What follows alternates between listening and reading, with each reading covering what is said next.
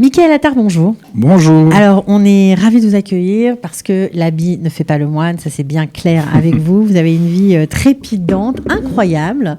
On voit derrière vous DJ Mike Moharan, c'est votre nom de scène. Exact. Voilà. Alors, vous avez été DJ, vous avez produit de la musique house, vous avez joué, vous avez samplé, vous avez mixé pendant des années. Vous avez été une star, on peut dire, en tout cas, avec les plus grands. C'était le démarrage de cette musique-là. Oui. À la fin des années 90. Bob Sinclair. Oui, même au début. Avec tous ces DJ super connus. Oui, c'était des amis, tout David simplement. Guetta, Martin Solveig, voilà. On va vous mettre tout de suite dans l'ambiance puisque vous êtes avec nous. Donc vous avez amené une petite vidéo de What's Up Bar, c'est à Bastille. Exact, rue d'Aval à Bastille, il y a une vingtaine d'années, même un peu plus. Alors, pour qu'on se rende compte un petit peu, c'est notre ami Mickaël Attard qui est aux manettes.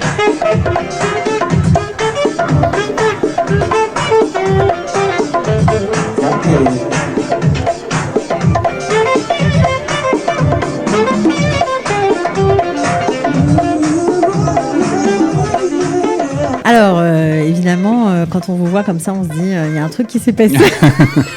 Il y a eu du changement depuis. Mais pas Alors, il y a eu du changement, pas tant que ça. Mais le DJ est toujours là. Toujours. La musique, c'est le langage de l'âme. Voilà, alors vous étiez bien sûr, vous viviez en France à l'époque, vous êtes monté en Israël en 2010. C'est ça, il y a 10 ans pile poil. Qu'est-ce qui s'est passé ? Pourquoi avoir fait tchouva d'abord et puis pourquoi être monté en Israël ? Alors le processus de tchouva, c'est quelque chose qui est à l'intérieur et qui se construit tout doucement, mais on ne veut pas se l'avouer. Surtout quand on est dans un milieu comme ça où la musique prend le dessus, la fête, l'ambiance. On était vraiment fous de musique et c'est très très dur de faire abstraction de ça. Et puis surtout qu'on a un mauvais regard. Le monde religieux, il nous paraît déconnecté de tout ça. Et en fait, finalement, au fur et à mesure, on s'aperçoit que c'est pas incohérent. On peut faire les deux en gardant la halakha, mais en même temps en réjouissant tout le monde. Gens. Alors la musique, c'est à double tranchant parce que quand on écoute un morceau, on absorbe toutes les pensées qu'il y avait dans la tête de l'artiste le jour où il a produit ce morceau. Donc quand on transmet de la musique, il faut essayer d'avoir une bonne kavana pour pas pour diriger les gens qui l'écoutent vers une bonne direction plutôt qu'une autre. Bon, ça, on sent que c'est quelque chose d'important pour vous. Mais pourtant, vous avez arrêté la musique à un moment. Ah oui. Quand en fait, j'ai fait tchouva suite à un événement personnel. C'est-à-dire qu'à un moment donné, je poussais le bouchon et puis je voulais pas lâcher. Quoi, vous étiez en soirée. Il faut dire que vous voyagez dans le monde entier. Hein. Vous étiez voilà, on était bookés un peu partout. Ouais. En fait, je me suis retrouvé à une soirée avec deux autres DJ qui sont aussi juifs et Dan Gelassia qui joue encore maintenant, qui est à Ibiza en ce moment, et Terence qui s'appelle Terry Benaïm. Et on s'est retrouvés tous les trois à l'approche de Yom Kippour, 2 jours avant. Et puis, on jouait à une soirée, il y avait peut-être 2-3 000 personnes, et la soirée ne s'arrêtait pas. Et puis, les promoteurs nous disaient de continuer. On a continué 24 heures, sans s'arrêter. Vous avez joué 24 heures sans vous arrêter. Et puis, l'heure de Kippour approchait. Et il fallait arrêter. Et puis, à un moment donné... voilà, on s'arrête, on part, on est en retard, qui pourrait rentrer, et puis on se remet en question, on arrive, les slichot, pas les slichot, les tachanounim, et puis quand on pense là où on était 1 heure avant et là où on est maintenant, et puis on se pose des questions, et puis j'ai eu le décès de mon père qui a fait que toute cette écorce qui m'empêchait d'agir vous a fait basculer. M'a fait basculer. Et puis du jour au lendemain, comme un vrai intégriste, j'ai tout arrêté, j'ai tout annulé. Je continuais les soirées sauf le Shabbat. Et vous continuez aussi les émissions de radio parce que vous. Oui. Alors ça c'est la grosse blague. Vous travaillez sur FG qui est une radio gay en fait. Qui était au départ une radio gay, qui est ensuite devenue une radio de musique électronique. Voilà. Et vous travaillez là-bas. J'avais une émission 1 fois par semaine qui s'appelait Allongez-vous. Voilà, je jouais de la deep house et je continuais mon émission parce que halachiquement il y avait aucun souci je faisais pas danser des femmes et des hommes ensemble, et je continuais de jouer le soir, la semaine, mais j'ai arrêté Shabbat, et donc J'étais à la veille d'une signature importante. Ah ouais, c'est ça. C'est-à-dire que quand vous avez décidé de tout couper, vous deviez signer un contrat chez Virgin. Voilà, j'avais beaucoup d'opportunités, mais qui me faisaient... En tant que quoi chez Virgin? Vous deviez faire quoi? Sortir un maxi, un EP avec 4 morceaux. Que vous alliez produire et écrire. Mais il fallait... Et mixer vous-même, quoi. Il faut comprendre, parce que la musique électronique, c'est un peu particulier. C'était un morceau c'était à l'époque l'effervescence de la French Touch, et donc on produisait des morceaux, comme je vous ai dit, sur Straight Up Records, Dialect Recording, c'était beaucoup de petits labels indépendants. Et à l'époque, les Américains et le monde entier étaient friands des artistes français. Mais par contre, ça nécessitait de faire des tournées pendant Shabbat, et donc j'ai tout arrêté. J'avais l'intime conviction qu'il fallait pas que je le fasse, mais je continuais à jouer la semaine. Le matin, j'étudiais à l'Yeshiva de Pavé avec mon beau-frère. Donc en plein de rue des Rosiers. Voilà, rue des Rosiers, avec ma chemise blanche, mon pantalon noir. On étudiait la Gemara, la Mishnah. Je démarrais, j'avais soif de tout ça. Mais le soir, Dr Jekyll devenait Mr Hyde. J'avais ma tenue et puis j'allais jouer dans le monde entier. Vous continuez les voyages à cette époque, sauf Chicago, le Shabbat. Miami, vous partiez, Paris, bien sûr, l'Espagne, j'imagine. Oui, mais le Shabbat, je jouais plus. Et, c'est fou. Et puis au bout de quelques mois, j'ai dit, écoute, tu t'es pas cohérent. Parce que c'est extraordinaire, tout ce que tu étudies. Il y avait une force comme ça dans la Torah, dans le Limoud. Il y a eu la découverte de Rabbi Nachman, il y a eu toutes ces choses-là. Et j'ai dit, il faut que j'arrête de me mentir. Et puis voilà, je peux plus faire danser. Donc à ce moment-là, c'était clair que vous ne pouviez pas avoir une vie où vous aviez votre passion pour la musique et votre passion pour la Torah. Voilà, j'ai fait un choix de tout arrêter, puis je me suis complètement coupé du milieu. Je continuais l'émission de radio uniquement que je faisais de chez moi. Ouais. J'envoyais les DAT à l'époque, c'était des DAT. Et puis au bout de 3-4 mois, Radio FG me dit, mais t'as plus d'activité, qu'est-ce qui se passe, tu joues plus? Et je leur disais que voilà, je devenais plus spirituel que. Et puis ils m'ont proposé de m'occuper de la radio web FG, puis je voulais pas voulu. Voilà, et puis j'ai vraiment arrêté. Voilà, je me suis marié. J'ai 7 enfants maintenant. Bon, j'avais 3 enfants à l'époque. J'ai fait mon alia. Alors c'est j'ai ça, découvert Rabbi Nachman, beaucoup de choses. Ouais, vous allez vite en besogne, parce que nous on veut savoir qu'est-ce que voilà, ok, vous coupez la musique, vous devenez religieux, tout le monde fait pas son alia dans ce cas-là. Qu'est-ce qui a fait que vous avez décidé de passer le pas? En plus avec des enfants en bas âge, 3 petits enfants. Oui, en fait, on avait envie de vivre notre judaïsme. Comme ça. Ok. Et donc, libre. Voilà. Ok. Et en France, c'était plus compliqué. Et puis c'était à l'époque, c'était après le Gush Katif, je pense. Il y a eu une haine comme ça anti-Israël qui a réveillé en moi le juif que j'étais. Vous avez été impacté quand même par la situation autour de vous. Oui, je voyais des amis proches non juifs qui réagissaient de manière complètement étonnante vis-à-vis du gouvernement, etc. Je me souviens. Et puis je voyais qu'en vérité, il n'y avait pas sur certains, il y avait une solide amitié, mais sur d'autres, je voyais que mon côté juif dérangeait, en fait. Vous sentiez plus à votre place. Ouais. J'avais l'intention vraiment de vivre mon judaïsme pleinement, et donc en Israël. Non, alors pourtant, vous avez mis un peu de temps quand même, parce que vous êtes arrivé en 2010. Oui. Alors, j'ai étudié, j'ai découvert la Chassidut de Breslev, Rabbi Nachman de Breslev, qui parle que d'Eretz Israël, tout le temps, Eretz Israël. Et puis, à un moment donné, j'ai eu l'opportunité de venir former des gens, parce que je travaillais dans une boîte de télécom. Il faut bien gagner sa vie. Après la musique, voilà. Vous avez...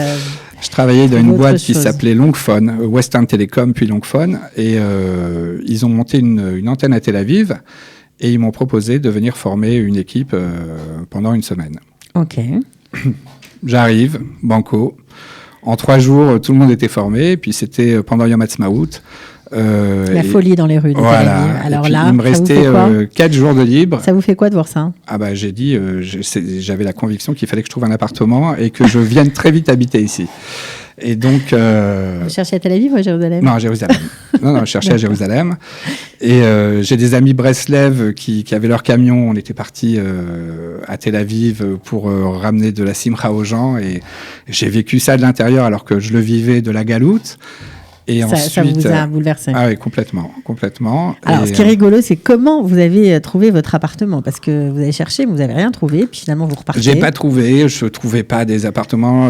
Il fallait que ça soit un peu propre, etc. Et selon notre budget. Et puis à l'aéroport, au retour après les 7 jours, Quand vous vous apprêtez à rentrer à Ben Gurion en direction de Charles de Gaulle, je reçois un coup de fil d'une amie de ma femme qui me dit « Mais tu sais, j'ai pas pensé du tout, celle qui était censée nous trouver un appartement, que je salue au passage, Yael Pérez, et je cherchais, elle me dit « J'ai trouvé un immeuble qui est là sur Strauss, et puis je connaissais cet immeuble, et là je dis « Mais oui, je veux louer là-bas, j'arrive à Paris, et puis je t'envoie le contrat. » Donc vous avez signé à l'aéroport, enfin en arrivant en France. Mais voilà. alors que vous n'aviez pas vu l'appartement. Exactement, à distance. Super. Parce que je connaissais cet immeuble et comme quoi H&M nous a vraiment ouvert les portes à la dernière seconde. Et vous avez annoncé à votre femme que oui, on avait l'appartement, vous partiez le mois d'après.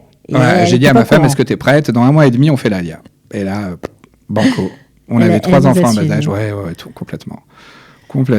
Et puis voilà, j'avais l'opportunité de travailler aussi. Bien sûr. Ça m'a beaucoup aidé. Et donc, dans la téléphonie. Dans la téléphonie, exactement. Chez Longphone. Et ensuite, je suis passé chez Anatel depuis 4 ans maintenant. Voilà. Et oui, parce que vous êtes forcément ingénieux, puisque vous samplez, vous avez la main un petit peu artiste. Et aussi, dans les télécoms, ça marche très bien d'avoir la main artiste et d'être créative, on va dire. Ouais. Bon, on sample... On sample moins, mais... Ouais.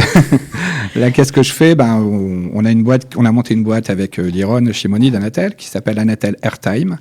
Et nos clients sont des opérateurs télécoms. Donc, c'est de la vente en gros de minutes téléphoniques à travers le monde.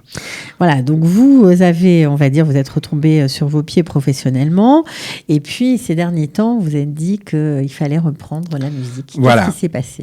Donc... Ça fait combien de temps d'abord? Combien de temps? Non, j'ai jamais vraiment arrêté. C'est sûr, mais pour tout le monde, pour voilà. nous... Voilà, c'est-à-dire qu'à la maison, je jouais.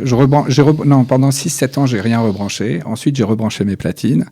Et puis, j'allais jouer à Méron, à l'Aïloula de Rabbi Shimon Bar Yochai. On va voir quelques images. Voilà, je jouais devant 20-30 000 personnes. Et puis...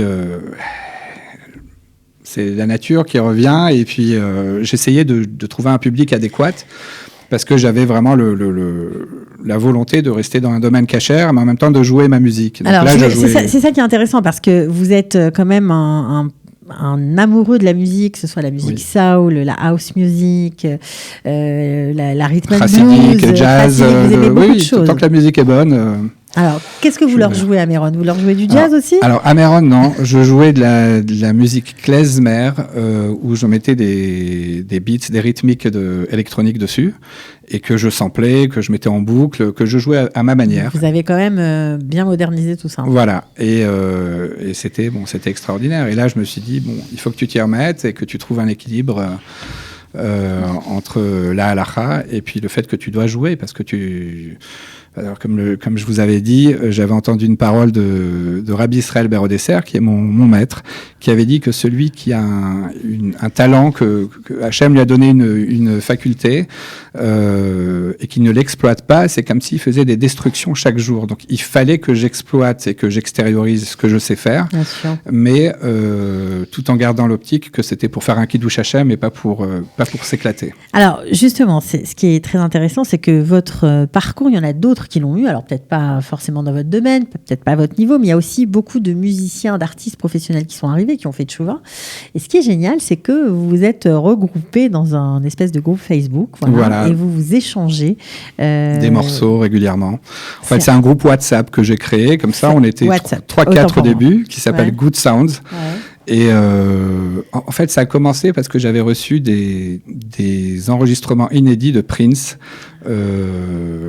qui ne sont jamais sortis, qui étaient dans son studio. Et donc, j'ai commencé à les partager à 2-3 amis. Ils sont devenus fous. Il y avait Marco Benetas, Saadia. Et puis, ensuite, j'ai créé ce groupe et se sont greffés des amoureux de la musique, des gens qui ont en même temps fait tchouva, et on se balance des morceaux régulièrement. Et puis là, on n'est pas beaucoup, on est une trentaine, mais en même temps, on a vraiment l'intime conviction qu'il est temps de faire une soirée. Alors, quand est-ce que vous allez nous la faire cette soirée? On ne sait pas encore, c'est un projet. On essaie de trouver un endroit adéquat. Ça va être compliqué là, avec le corona. Il faut que ça soit en plein air, et ça sera mixte. Et en même temps, si jamais on doit danser, parce que le but c'est de danser, il y aura une méritza, design, mais qui permettra en même temps de respecter la halakha et de jouer la musique qu'on aime, surtout. Ok, une Mechitza Design pour ne repousser personne et pour approcher les cœurs avec de la bonne musique, c'est ça? Voilà, exactement. Ok, alors vous avez plein d'autres projets. Est-ce que vous allez vous mettre à jouer plus? Est-ce que vous aimeriez jouer peut-être dans un endroit particulier, rien qu'à vous? C'est ça l'idée? Si le cadre s'y prête, c'est avec plaisir. Voilà, je pense que comme je ne peux pas faire danser les hommes et les femmes ensemble, soit ça soit une soirée séparée, mais dans ces cas-là, il faudra en même temps que ça soit une musique qui soit aimée par ces gens-là. Et donc, c'est pas évident de trouver des gens religieux qui aiment la musique soulful ou groove. Mais pourquoi pas? Après, les générations avancent et puis il y a de plus en plus de ballets tchouva et voilà. Ou soit jouer dans des cocktails ou dans des entrées avant les mariages ou pour des gens qui aiment vraiment la musique ou dans des anniversaires privés ou des événements privés. Voilà, le but, c'est vraiment de partager un bon moment plus que d'en faire un métier. J'ai mon métier à côté. C'est vraiment pour le plaisir. Voilà. Pour le plaisir de la musique. Bon, écoutez, c'est une histoire incroyable. Vous êtes content en Israël, vous ne regrettez pas? Baruch Hashem. Ouais, c'était une bonne idée. Ah bah oui, c'est extraordinaire. C'est extraordinaire. On m'avait donné un conseil avant de partir. Quand j'avais eu cette opportunité de venir travailler, j'avais très très peur de tout quitter. Et on m'avait dit, en Israël, tout s'arrange toujours à la dernière seconde. Et c'est vrai, et c'est toujours à la dernière seconde que tout c'est comme l'appartement que j'ai signé au retour. Il faut être patient, il faut avoir confiance, et puis il faut avoir une bonne intention, je pense, et on est aidé. Mmh. Bon, en tout cas, voilà, si vous avez envie d'en savoir plus, je crois que vous avez une page Facebook, on peut vous trouver DJ Mac Moharan. On va peut-être finir avec le petit morceau que vous avez sorti, édité en confinement. Ça a été assez vu, il y a plein de gens qui vous ont suivi, qui étaient ravis de vous retrouver. Oui, c'était un mix plutôt mainstream Breslev pendant une période où les gens avaient besoin de simcha. Voilà, donc on va finir avec ça. En tout cas, merci beaucoup d'être venu. Merci à vous. Et à très bientôt. Merci. Ciao.